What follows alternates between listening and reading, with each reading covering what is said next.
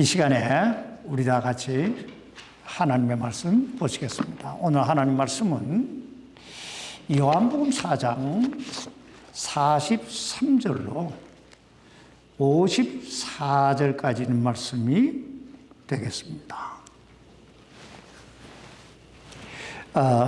제가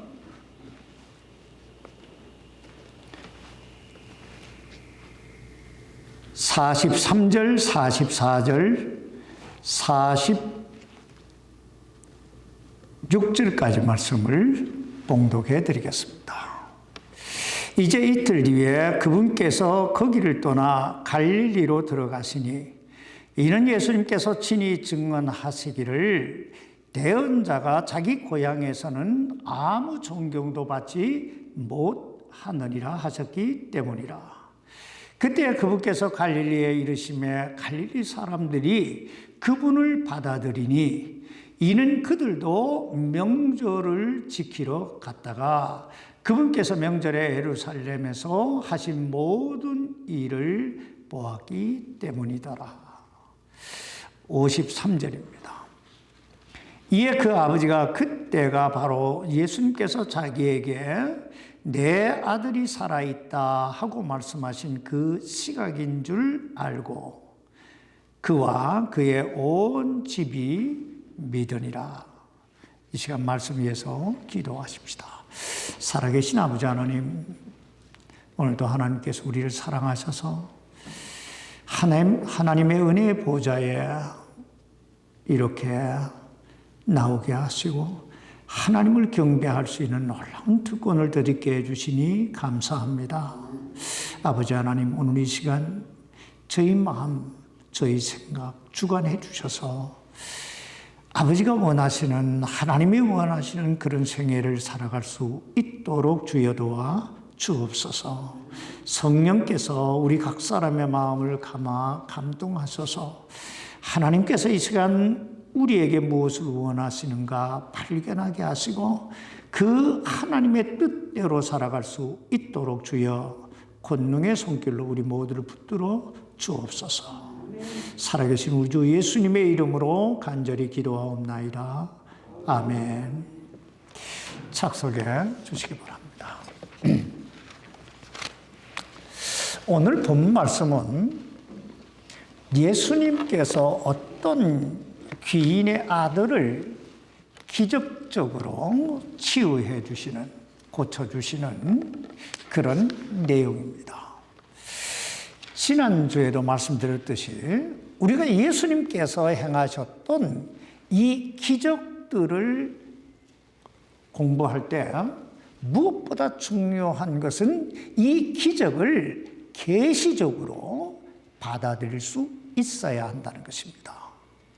다시 말하면 예수님께서 이 기적을 통해 오늘 나에게 무엇을 말씀하시기 원하시는가 하는 그것을 볼 수 있어야 되고 들을 수 있어야 되고 그것을 우리 마음속에 받아들이고 새길 수 있어야 한다는 것입니다. 왜냐하면 그래야 비로소 이 말씀이 내 안에서 역사하게 되고 그 주님의 능력이 내 삶 속에서 체험될 수 있기 때문입니다. 그럼 먼저 오늘 이 사건의 배경부터 한번 살펴보십시다. 유대인의 명절을 맞이해서 예루살렘에 올라가셨던 예수님께서 육신적인 고향이라고 할 수 있는 갈릴리로 돌아오시면서 이렇게 말씀하고 있습니다. 오늘 보면 여기 요한복음 4장 43절로 44절까지 말씀을 보시기 바랍니다.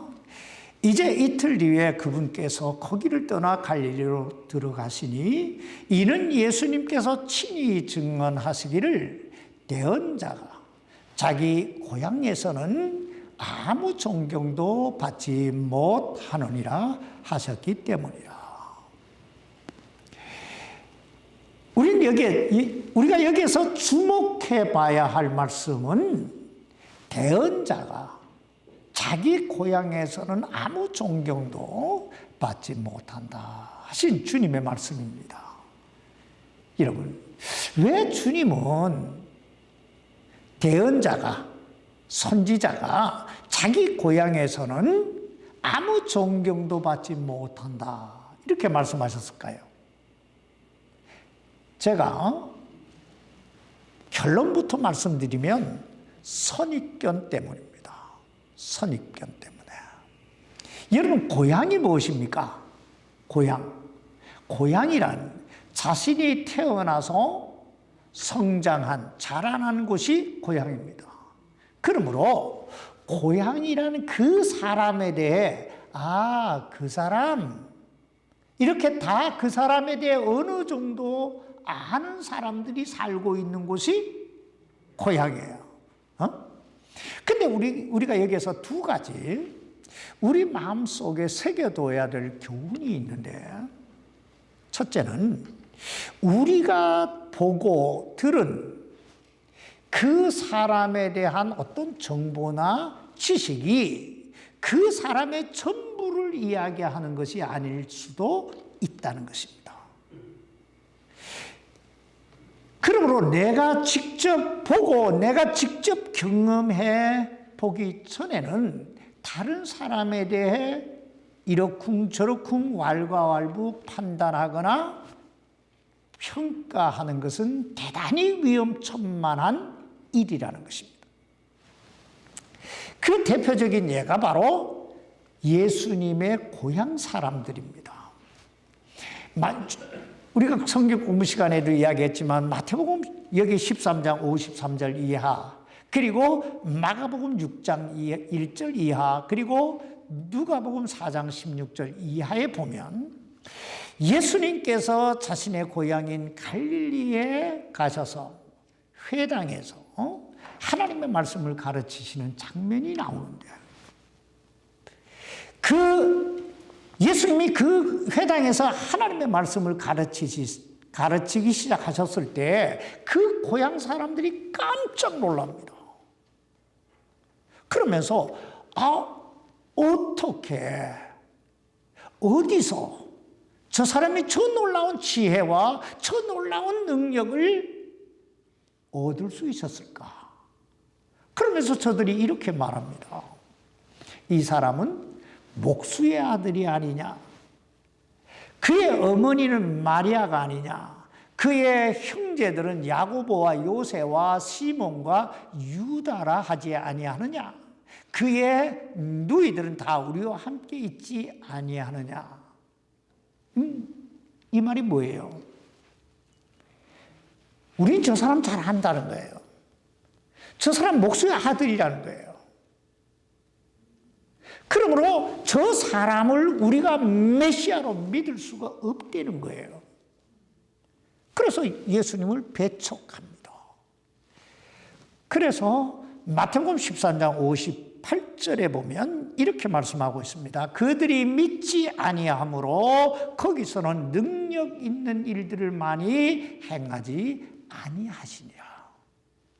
여러분, 이 얼마나 불행하고 안타까운 일입니까? 잘못된 지식, 잘못된 선입견 때문에 주님을 주님으로 보지 못하는 거예요. 주님을 주님으로 받아들이지, 믿지 못하는 거예요. 그러므로 내가 듣고 내가 아는 지식이 그 사람의 전부가 아닐 수 있다는 사실을 우리 늘 기억해야 된다는 것입니다. 두 번째 우리가 기억해 두어야 할 것은 사람은 누구라도 얼마든지 변할 수 있다는 거예요. 다시 말하면 우리가 지난주에 첫 번째 기적에 대해 보았잖아요. 첫 번째 기적이 뭐예요? 물로 포도즙을 만드시는 기적입니다. 그러니까 질의 변화, 물이 변하여 포도즙이 됐다. 자, 이와 같이 누구든지 아무라도 그리스도 예수 안에 있으면 그 주님의 능력의 손아에 딱 잡히기만 하면 얼마든지 변하여 새롭게 될 수 있다는 것입니다. 그러면 우리가 사람을 볼 때 그 사람의 과거만 보고 그리고 그 사람의 현재의 모습만 보고 그 사람을 평가하는 것은 대단히 위험한 일입니다. 왜냐하면 사람은 누구라도 그리스도 예수 안에 있으면 새로운 피조물이 되는 줄 믿습니다. 그 대표적인 예가 예수님의 제자들입니다. 여러분, 예수님의 제자들이 예수님을 만나기 전에 어떤 삶을 살던 사람들입니까? 자, 마태복음을 기록한 마태는요, 세상 사람들로부터 죄인이라고 손가락질 당하던 세리였고, 그리고 예수님의 수제자라고 할 수 있는 베드로와 요한과 야고보와 안드레는 고기 잡던 어부들이었습니다. 그러나 저들이 예수님을 만난 후에 어떤 삶을 살게 됩니까? 세상 사람들로부터 죄인이라고 손가락질 당하는 마태는 성령의 감동하심을 받아 사복음서의 첫 번째 책인 마태복음을 기록했고, 사도행전 4장에 보면 그 당시에 유대 사회에서 가장 지식 있고 권력 있다고 하는 제사장들과 사두개인들은 베드로와 요한이 설교하는 것을 듣고 이상하게 여겼더라, 이렇게 말합니다. 이상하게 여겼더라. 여러분, 왜 저들이 베드로와 요한을 보고 이상하게 여겼을까요? 사도행전 4장 13절에 보면 이렇게 말씀합니다. 그들이 학문 없는 무식한 사람들인 줄 알았으므로, 이렇게 말합니다. 그러니까 제사장들과 사두개인들은 베드로와 요한을 학문이 없는, 지식이 없는 그런 무식한 사람인 줄 알았는데, 저들이 하나님의 말씀을 너무 놀랍게 전하고 있는 거예요. 그래서 이상하다. 어떻게 저럴 수가 있지? 아니, 어떻게 사람이 저렇게 변할 수 있지? 이렇게 놀랐다는 거예요. 이렇듯 누구든지 그리스도 예수 안에 있으면 얼마든지 이상하리만큼 변하여 새롭게 될 수 있습니다. 그러므로 혹시라도 우리 안에 다른 사람에 대한 어떤 편견이나 선입견이 있다면 버려야 될 줄 믿습니다. 버려야 돼요. 사람 함부로 평가할 일이 아니라는 거예요. 응? 그래야 우리 안에 하나님의 역사가 일어날 수 있습니다. 바로 이 말씀을 하시면서 예수님께서 당신이 첫 번째 행하셨던 갈릴리 가나에 이르시게 됩니다. 오늘 본문 여기 46절 말씀 보시기 바랍니다. 이처럼 예수님께서 다시 갈릴리 가나에 오셨는데 이곳은 그분께서 물을 포도즙으로 만드신 곳이더라. 거기에 어떤 귀인이 있었는데 그의 아들이 가버나움에서 병들었더라. 그리고 계속 읽어보면 예수님께서 그 귀인의 아들의 병을 고쳐주심으로 두 번째 기적을 행하시는 것을 보게 됩니다. 그렇다면 주님은 왜 이런 기적들을 행하셨을까요? 왜 주님은 이런 기적들을 행하셨을까? 우리가 성경에 기록된 어떤 말씀이나 사건을 접할 때 항상 주의해 봐야 할 것이 있는데, 그것은 왜 하나님께서 이 말씀을 하셨을까? 왜 주님께서 이런 기적을 행하셨을까 하는 그 목적을 발견해 가는 것입니다. 왜냐하면 목적을 알아야 그것을 이해할 수 있고 믿을 수 있고 그리고 내 것으로 받아들일 수 있기 때문입니다. 주님은 왜 이런 일을 행하셨을까?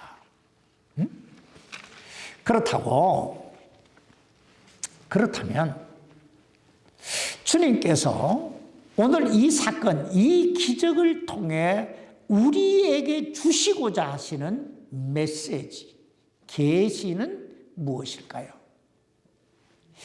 여기 오늘 본문 여기 4장, 요한복음 4장 53절 말씀을 보시기 바랍니다. 이에 그 아버지가 그때가 바로 예수님께서 자기에게 내 아들이 살아있다 하고 말씀하신 그 시각인 줄 알고 그와 그의 온 집이 어떻게 해요? 믿으니라. 여러분, 왜 예수님께서 왜 이 기적을 행하셨다고요? 예, 바로 저들로 하여금 당신이 누구인가를 알게 하기, 그리고 믿게 하시기 위해 이 기적을 행하신 것입니다. 왜냐하면 믿음만이 우리를 죄와 사망에서 구원에 이르게 하고, 믿음만이 주님의 능력을 내 안에 받아들일 수 있는 길이기 때문입니다. 그러므로 주님께서 이 기적을 행하신 목적은 두 가지예요. 첫째는 믿음이 없는 자에게는 믿음을 주시기 위함. 둘째는 믿음이 있는 자에게는 그 믿음을 더욱더 견고케 하시기 위해서. 근데 여기서 우리가 한 가지 더 알아둬야 할 것이 있는데, 믿음이란 무언가 하는 거예요. 믿음이란. 여기서 이야기하는 믿음이란 우리가 무엇을 이해한다는 차원, 그 의미를 뛰어넘는 거예요. 다시 말하면 믿음이란 초자연적인 것이다 하는 거예요. 초자연적인 것이다. 다시 말하면 믿음이란 이것이 이치에 맞냐, 이해가 되냐, 합리적이냐, 과학적이냐, 이것을 다 초월해서 그냥 믿어지는 거. 이게 믿음이라는 거예요. 예를 들면 아마 여러분 가운데로 이런 경험을 해보신 적이 있으실 거예요. 아무리 말씀을 들어도 이해도 안 되고 믿음도 안 생겨요. 근데 어느 날 내 삶 속에 어떤 문제가 생겼어요. 어떤 고통, 어떤 질고가 찾아왔어요. 그때 우리는 하는 수 없이 믿음이 있든 없든 그래도 예수님에 대해, 하나님에 대해 들은 게 있으니까 나가서 하나님께 가서 기도하기 시작합니다. 그런데 이상하게 기도했는데 문제가 해결되고 병이 나았다 할 때 말씀이 잘 이해가 안 돼. 들어오지 않아. 그런데 하나님이 살아계신가 봐. 그냥 믿음이 내 안에 생기기 시작해요. 그래서 믿음이라고 하는 건 초자연적인 것이다 하는 거예요. 더 나가서 믿음이 있기는 있는데 그냥 뜨뜻미지근한 믿음도 있어요. 근데 인생의 어떤 위기를 만나면 어떻게 될까요? 하나님께 바짝 매달리게 돼요.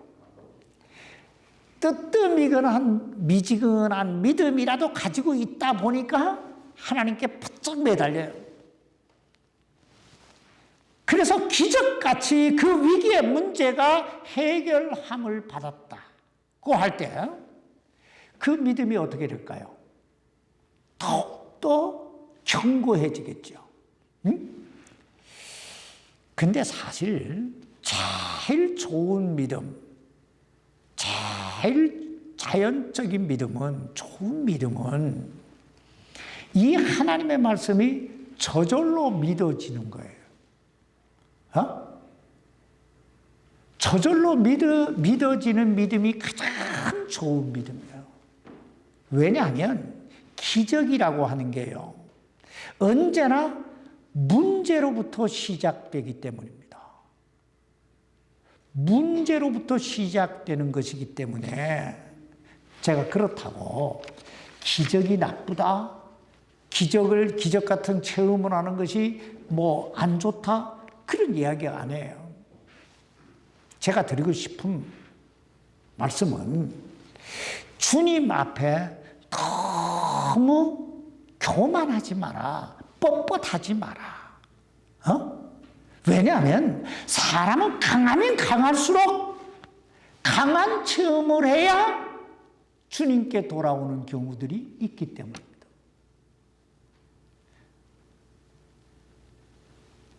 이해가 되세요? 자, 오늘 본문에 나오는 여기 어떤 귀인에 대해 생각해 보십시다. 오늘 본문에는 어떤 귀인이라고 소개하고 있지만 개역 성경에 보면 그가 왕의 신하였다고 소개하고 있습니다. 여러분, 왕의 신하, 어떤 귀인이라고 할 때 그 말의 의미가 뭘까요? 어떤 귀인이라고 하는 말의 뉘앙스가 뭘까요? 그것은 그만큼 그 사람이 똑똑하고 지식이 있는 사람이라는 뜻이고 부와 권력을 가진 사람이라는 뜻이에요. 왕의 신하니까, 귀인이니까 이것을 한마디로 말하면 세상적으로 볼 때 부족함이 전혀 없는 사람이다. 이런 뜻이에요. 여러분, 세상에서 예수님을 믿기 가장 어려운 사람들이 어떤 지사람들인 줄 아세요? 세상에서 가장 예수님 믿기 어려운 사람들은 오늘 이 귀인처럼 지식도 있고 권력도 있고 부도 있고 세상적으로 볼 때 전혀 부족한 것이 없는 사람들, 이런 사람들이 예수 믿기 가장 어려운 사람들이에요. 그런데 성경에 보면 이런 사람들이 예수님을 찾아오는 경우를 우리는 종종 보게 됩니다. 그 대표적인 인물이 니고데모, 요한복음 4장에 나오는 니고데모, 그리고 오늘 이 귀인이나 그리고 회당장 야이로나 백부장 같은 사람이라고 볼 수 있을 것입니다. 그런데 이런 사람들이 예수님을 찾아온 데는 그 나름대로 다 이유가 있었습니다. 예를 들면 니고데모의 경우에는 내세에 대한 두려움 때문에, 즉 사람이 죽으면 어떻게 될까 하는 이 두려움 때문에 한밤중에 예수님을 찾아옵니다. 그런가 하면 오늘 이 귀인은 자신의 아들이 병들어 죽게 됨으로 찾아오고, 회당장 야이로는 그의 딸이 병들어 죽게 됨으로 찾아오고, 백부장은 자신이 사랑하는 하인이 중풍병에 걸려 고통받는 것을 잘 보다 못해 예수님을 찾아온 케이스입니다.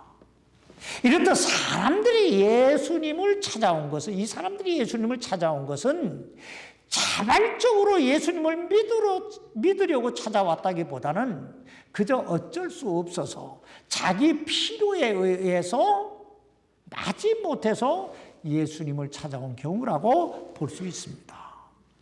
어떻게 보면 참 인간은 감사하기 그지 없습니다. 생각해 보세요. 이런 사람들이 뭐가 아쉬워서 예수님을 찾아왔겠어요? 아마 이 사람들은 자신들이 해볼 수 있는 일 다 해봤을 거예요. 돈도 있고 권력도 있으니까 이 의사 저 의사 다 찾아가 봤을 것이고 이 약 저 약 다 써봤을 거예요. 그래도 안 되니까 하는 수없이 마지막으로 예수님을 찾아온 거예요. 오늘 보면 여기 요한복음 4장 47절 말씀 보시기 바랍니다. 그가 예수님께서 유대에서 떠나 갈릴리로 들어오셨다는 것을 듣고 그분께 가서 그분께 간청하여 그분께서 내려와 자기 아들을 고쳐줄 것을 구하니 이는 그가 어떻게 해요? 죽게 되었기를. 여러분, 과연 이 사람이 자기 아들이 이 죽을 죽을 지경이 될 때까지 그냥 두 손 놓고 가만히 있었을까요? 아니지요. 해볼 거 다 해봤겠지요. 그러자니 자신이나 그 가족들이 얼마나 힘들고 어려웠겠어요. 전 이 말씀을 묵상하면서 여러분은 어떻게 생각할지 몰라도 저는 그래도 이 사람 복받은 사람이다 하는 생각을 했어요. 이 사람 복받은 사람이다. 여러분 생각해 보세요. 이 사람 이렇게라도 예수님 찾아와서 그 아들이 고침을 받고 그 온 가족이, 온 집이 예수 그리스도를 믿음으로 구원받게 됐으니 이 얼마나 복받은 사람이에요. 응? 그러므로 우리도 내 삶에 어떤 고난이 온다고, 어떤 위기가 왔다고, 질고가 생겼다고 너무 낙심하거나 원망하거나 좌절할 필요가 없어요. 왜냐하면 하나님은 또 이 일을 통해 내 삶 속에 내가 생각하지 않고 내가 기대하지 않은 놀라운 복을 주실 수 있기 때문입니다.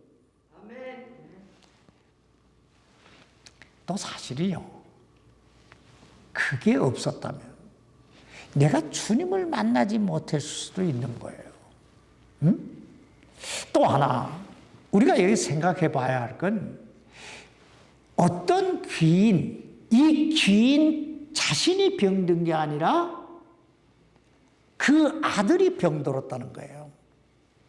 무슨 말이냐면 아마 여러분들도 다 경험해 보셨겠지만 내가 아픈 거 그래도 뭔가 좀 참을 수 있고 견딜 수 있어요. 근데 내 사랑하는 자식이 아프다. 참 어려운 얘기예요.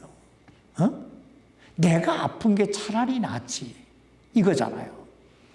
이렇듯 하나님은 때때로 우리를 부르실 때, 우리를 하나님께로 부르실 때 우리의 가장 약한 부분, 우리의 가장 아킬레스건을 터치하실 때가 있으시다는 거예요.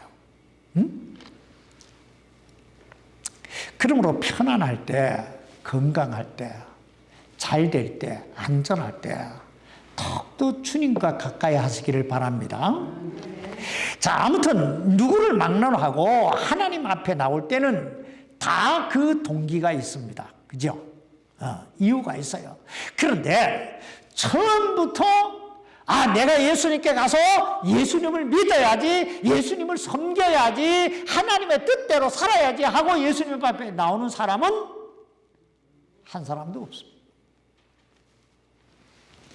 어떤 사람은 외로워서, 사람이 그리워서 예수님 여기에 교회에 오는 사람도 있고, 어떤 사람은 죽은 사람 소원도 들어준다는데 하고 하는 심정으로 어떤 사람 소원 들어주기 위해 교회에 오는 경우도 있고, 어떤 사람은 병들어서 참 주님의 어떤 기적 같은 손길을 바라고 오는 경우도 있고, 또 어떤 사람은 저처럼 믿져야 본전이지 하나님께 매달려나 보자 하고 오시는 분도 계실 거예요. 그렇다고 지금 제가 그러면 되냐, 그러면 안 되냐, 뭐 이런 이야기를 하자는 얘기가 아니에요. 우리가 어떤 동기, 어떤 모습으로 왔든지 간에 우리 하나님은 두 팔 벌려 우리를 환영하시는 줄 믿습니다. 여러분 누가복음 15장에 나오는 탕자의 경우를 한번 생각해 보세요. 탕자가 큰 재산을 허랑방탕하게 쓰다가 다 탕진해버리고 아버지 집으로 돌아오는 장면이 나오는데, 여러분 그 아들이 어떤 동기, 어떤 심정으로 아버지 앞에 돌아옵니까? 이제부터 내가 아버지 집에 가서 내가 그동안 하지 못했던 효도하고 아버지 잘 섬기고 이렇게 해야 되겠다 하는 동기로 돌아옵니까? 아니면 아버지 집에는 먹을 것이 많은데 우선 가서 먹고 살고 보자 하는 마음으로 돌아옵니까? 후자예요. 후자. 아버지 집에는 먹을 것이 많. 그러니까 가서 우선 먹고 살자 하고 오는 거예요. 그런데 그 아버지는 맨발로 뛰어나가서 얼싸안고 목욕시키고 새 옷 갈아입히고 가락적 키워주고 송아지 잡아 잔치를 베푸고.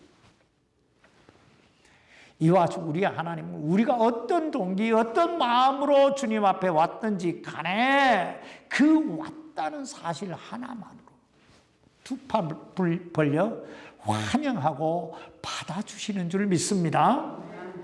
오늘 본문 말씀 보세요. 분명 여기 나오는 귀인은 좋은 동기를 가지고 예수님 앞에 나온 게 아니에요. 그저 아쉬우니까 도움이 필요하니까 예수님을 찾아온 것입니다. 근데 그럼에도 불구하고 예수님은 그를 배척하지 않아요. 책망하지 않아요. 아니 오히려 그의 죽게 된 아들을 내 아들이 살았다. 그 말씀 한마디로 완전히 치유해 주세요. 여기 50절 말씀 보세요. 예수님께서 그에게 이르시되 내 길로 가라. 내 아들이 살아있다 하심에 그 사람이 예수님께서 자기에게 하신 말씀을 믿고 자기 길로 가더라. 51절 53절 계속 보십시다. 이제 그가 내려갈 때 그의 종들이 그를 만나 그에게 고하여 이르기를 당신의 아들이 살아있나이다 하거늘 그때 그가 자기 아들이 낫기 시작한 시각을 그들에게 물은즉 그들이 그에게 말하되 어제 7시에 열병이 그에게서 떠났나이다 하매 이에 그 아버지가 그때가 바로 예수님께서 자기에게 내 아들이 살아있다 하고 말씀하신 그 시각인 줄 알고 그와 그의 온 집이 어떻게 해요? 믿으니라. 저는 오늘 이 말씀을 묵상하면서 참 이 사람이야말로 이 세상에서 가장 복받은 사람이 아닐까. 또 이 병든 아들이야말로 가장 큰 효자가 아닐까 하는 생각을 했어요. 여러분, 사람이 이 세상 살면서요 받을 수 있는 복 가운데 가장 놀랍고 가장 큰 복이 있다면 그 복이 뭘까요?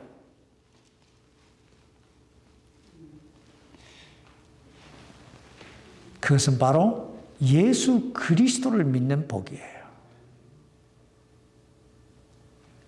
여러분이 믿을지 안 믿을지 몰라도 이 세상에서 가장 놀라운 복, 가장 큰 복은 예수 그리스도를 믿는 복인 줄 믿습니다. 왜냐하면 예수 그리스도 안에 금생과 지금 이 세상과 내세에 대한 약속이 있기 때문에요. 오늘 이 사람 보세요. 이 병든 아들 때문에 예수님 만났고 그와 그의 온 집이 다 예수님을 믿음으로 영생에 이르게 되잖아요. 그러니 얼마나 복받은 사람이에요. 이것이 바로 주님께서 두 번째 기적을 행하신 목적입니다. 왜냐하면 육신의 병은요 아무리 용한 의사 만나서 치유함을 받았다 할지라도 어떻습니까? 언젠간 다시 병들게 되고 결국은 죽게 되어 있는 게 인간이에요. 그러나 예수 그리스도를 믿었다고 하는 것은 죽어도 살겠고 살아서 믿는 자는 영원히 죽지 아니하리라. 이게 예수 그리스도를 믿는 거예요. 오늘 여러분 안에 이 복이 있기를 주의 이름으로 축원합니다. 마지막으로 이 사람의 믿음에 대해 살펴보고 마치십시다. 오늘 이 사람의 믿음은요, 첫째, 소문 듣고 믿음이에요. 무슨 믿음이라고요? 소문 듣고 믿음이다. 여기 오늘 본문 요한복음 4장 47절 말씀 보시기 바랍니다. 그가 예수님께서 유대에서 떠나 갈릴리로 들어오셨다는 것을 듣고 그분께 가서, 여러분 이 사람이 어떻게 예수님께 가게 됐다고요? 듣고 이러잖아요. 듣고. 그렇다면 여러분, 이 사람은 예수님에 대해 어떻게 들었을까요? 어떻게 들었을까요? 귀가 있으니 들었겠지. 근데 여러분, 귀가 있다고 들을 수 있나요? 누가 전해주는 사람이 있으니까 들었겠지요. 생각해 보세요. 만약에 이 사람에게 누군가 예수님에 대해 전해주는, 소문 전해주는 사람이 없었다면 이 사람은 예수님에 대해 듣지 못했을 것이고, 예수님에 대해 듣지 못했다면 이 사람은 예수님께 가지 않았을 것이고, 가지 않았다면 결국 그 아들은 죽게 됐을 것이고, 그리고 그와 그의 온 집은 예수를 믿지 않게 됐을 거예요. 여러분, 이 얼마나 아찔한 이야기입니까?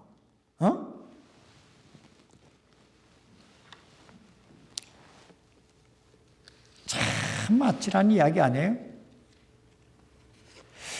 여러분, 세상에서 소문 듣고 행제한 사람 하면 바로 이 사람이에요. 여기 나오는 이 사람이요.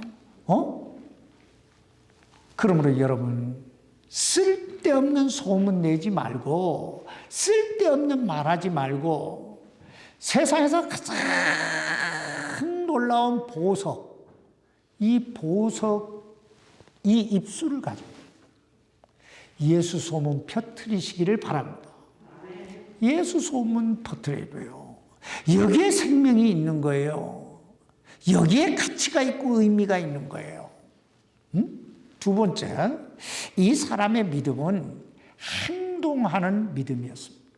어떤 믿음요? 행동하는 믿음. 여기 오늘 보면 46절에 보면 이 사람은 가버나움에 살고 있었습니다. 근데 예수님은 지금 갈릴리 가나에 가셨어요. 가버나움에서 갈릴리 가나까지의 거리는 80리 정도 떨어진 곳입니다. 그러나 그럼에도 불구하고 이 사람은 예수님의 소문을 듣자마자 그 먼 길을 찾아갑니다. 즉, 이 사람은 행동하는 믿음을 가진 사람이었다는 거예요. 이와 같이 하나님의 역사는요, 행동하는 사람에 의해 일어나는 것입니다. 여러분 생각해 보세요. 이 사람이 아무리 귀인이라 해도, 그리고 아무리 권력자라 해도, 그리고 아무리 자기 집에서 여기 예수님에 대한 소문을 들었다 해도 집에 가만히 있었다면 그가 과연 어떻게 예수님 만날 수 있었겠어요? 어떻게 이 기적을 경험할 수 있었겠냐 말이에요. 탕자에 대한 이야기도 마찬가지예요. 탕자가 이렇게 말해요. 돼지 기르는 그 우리에서 그 돼지 먹는 거 좀 얻어 먹으려 해도 주는 자가 없어. 너무너무 배가 고파. 그런데 그 머릿속에 떠올리는 거예요. 내 아버지 집에는 먹을 것이 많도다. 자, 생각해요. 우리 아버지 집 부자야. 먹을 게 많아. 근데 이 탕자가 내 아버지 집에 먹을 것이 많도다 하고 가지 않았다면 어떻게 됐을까요? 굶어 죽지요. 이와 같이 우리가 아무리 예수님 믿습니다, 하나님 믿습니다, 믿습니다 이렇게 쉐쉐 소리 내도, 뱀 소리 내도 행하지 않아요. 그래서 성경은 이렇게 말씀하고 있잖아요. 심은 대로 거두리라. 뭘 심어야, 행동해야 하나님의 기적을 볼 수 있다는 얘기예요. 셋째, 이 사람의 믿음은요, 주님의 말씀을 그대로 믿는 믿음이었어요. 오늘 보면 여기 47절에 보면 예수님을 찾아온 이 사람이 예수님께 이렇게 간청합니다. 가버나움으로 내려와 내 아들을 고쳐주십시오. 그리고 49절에도 보면 선생님이여 내 아이가 죽기 전에 내려오소서 하고 예수님 그냥 발 앞에 엎드려서 이렇게 애걸복걸 하는 거예요. 아마 우리 중에 누구라도 자식이 죽을 병에 들면 이 정도 다 할 거예요. 또 거의 죽게 되었던 그 아들이 예수님 말씀 한마디에 뻘떡 일어나 열병이 사라지고 뻘떡 일어나 걷기도 하고 뛰기도 하면 누구든지 다 예수 믿지 않겠어요? 그런데 중요한 건 예수님이 내 아들이 살아있다 하신 그 말씀 한마디에 그 말씀을 믿었다 하는 게 그 말씀을 믿을 수 있느냐 하는 게 문제예요. 근데 오늘 이 사람 보세요. 여기 50절에 보니까 예수님이 내 아들이 살았다. 그러니까 그 예수님의 말씀을 어떻게 했다고 그래요? 믿고 그러죠. 자기 길로 가더라 이래요. 여러분 이 얼마나 놀라운 믿음인지 몰라요. 이게 쉬운 얘기 같지만 그렇지 않아요. 바로 여기에 기적이 있는 거예요. 자, 여러분 만약에 이 사람이 예수님께서 가라 내 아들이 살아있다 이렇게 말씀하셨다면 하셨어요. 그죠? 하셨을 때 이 사람이 지금 아들은 어디에 얼마나 멀리 떨어져 있어요? 80리 떨어져 있어요. 예수님은 여기 딱 서서 내 아들이 살아있다. 이렇게 말씀하신 거예요. 가라. 이렇게 말씀하신 거예요. 여러분 과연 여러분 중에 몇 사람이나 믿습니다 하고 갈 사람 몇 사람이 될까요? 아니지요. 주님 내가 어떻게 그걸 믿어요? 여기서 거기가 보입니까? 가서 고쳐주십시오 하고 매달리지 않았겠어요? 그래서 이 사람 믿음이 놀랍다는 거예요. 믿음이 하나님께서 말씀하시니 그대로 되리라고 믿는 게 믿음인데 오늘날 현대인들은 너무나 머리가 영특하고 계산적이고 합리적이고 논리적이고 이성적이어서 보여줘야 믿겠대. 봐야 믿겠다고 하는 거예요. 응? 그러나 우리가 알아야 할 건요. 믿음이란 초자연적인 것이라는 거예요. 초자연적인 거. 다시 말하면 하나님이 말씀하시니 그대로 되리라고 믿고 순종하는 거. 이게 믿음이라는 거예요. 응? 그리하면 보게 되고 잡게 되고 우리 것이 될 줄 믿습니다. 오늘 이 믿음이 우리 모두의 믿음이 될 수 있기를 주님의 이름으로 축원합니다. 기도하십시다. 살아계신 아버지 하나님, 우리는 날마다 믿음으로 산다. 주님과 동행한다. 하나님을 예배한다. 그러면서도 우리의 삶 속에, 우리 인생 속에 주님이 역사하시고 주님을 의지하고 주님과 함께 하는 건 참 10%도 안 될 때가 얼마나 많은지요. 주님, 이제는 혼자 가지 말게 하시고 무슨 일을 만나든 어떤 경우에든 주님과 함께 가는 자 되게 해 주옵소서. 그래서 오늘 이 귀인이 참 주님의 능력을 경험했듯이 우리도 날마다 주님의 능력을 경험하며 살게 해주시기를 우리 주 예수님의 이름으로 기도하옵나이다. 아멘.